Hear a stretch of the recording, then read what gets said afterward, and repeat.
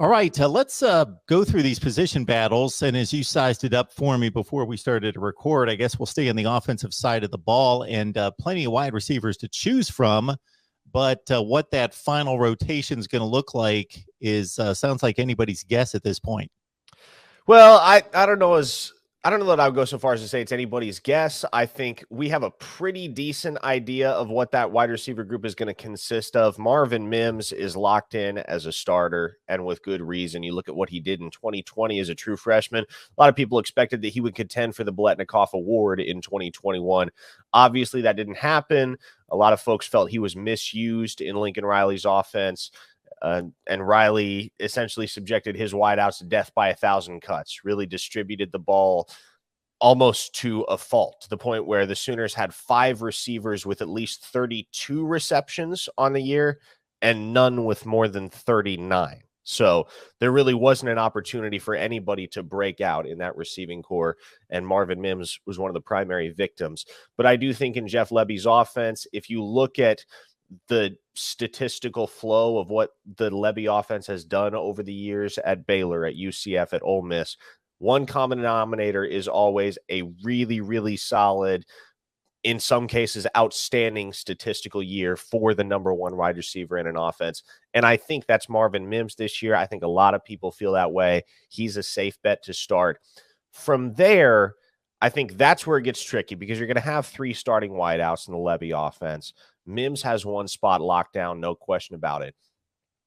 The favorites, I would say at this point, to start at the other 2 wideout positions are Theo Weiss, who's coming off a 2021 season in which he only appeared in 1 game and didn't catch a pass because of a preseason foot injury that kept him sidelined for quite a good deal of time. And then you have Jalil Farouk. A lot of people are very, very high on Farouk, who was a 4-star signee in the 2021 class. Only caught 1 pass in the regular season in 2021, but kind of broke out to the point where a lot of people started to take note of his skill set a lot more when he recorded 3 catches for 64 yards in the Alamo Bowl victory over Oregon. Now, Farouk is a guy with size, 6'1", 205 pounds, crazy ball skills, naturally athletic. Brent Venables was actually recruiting him to Clemson to play defensive back at one point. And so that tells you what kind of athlete he is, what kind of versatility he brings to the table. He was a running back up until high school, then became your traditional wideout defensive back, and got to the point where he was being recruited heavily by high-end Power 5 colleges as both.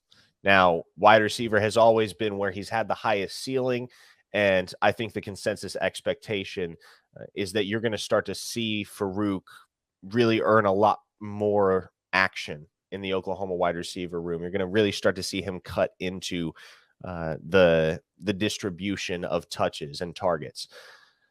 And so when you have Weiss and you have Farouk, I think those, like Mims, are the safe bets to start those other 2 wide receiver positions. But I don't think it's a guarantee like I do with Mims.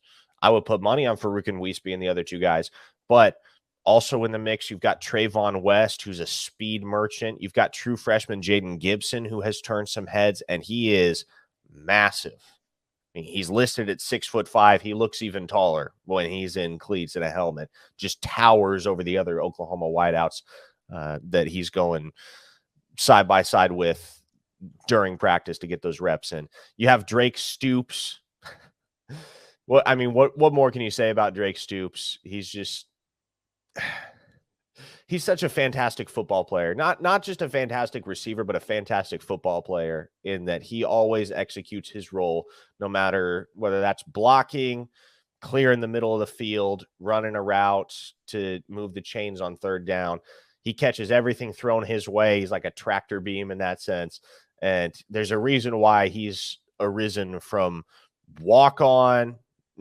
Anybody, the casual fan only really knows his name because he's the coach's kid, to suddenly he's a very important cog in this Oklahoma offense in 2020 and 2021. So Drake Stoops will be in the mix. A guy I really like and that came on strong down the stretch in 2021 was Brian Darby. Cody Jackson, another 4-star signee like Farouk in the class of 2021. Sat out most of the 2021 season with a medical issue, but he's back and he'll be competing for reps as well. So there's going to be a lot of competition at the wideout position. If I had to guess, Mark, and I had to put my chips in the middle, I'm saying it's Weiss, Farouk, and Marvin Mims that are your 3 starters. But I do think that beyond Mims, you're going to have a lot of healthy competition for those other 2 spots. Stoop seems like the type that just defines gamer, gym rat. He may not supposed to be able to make the other guy on the other side, that corner who's a 4-star, look foolish, but he does anyway.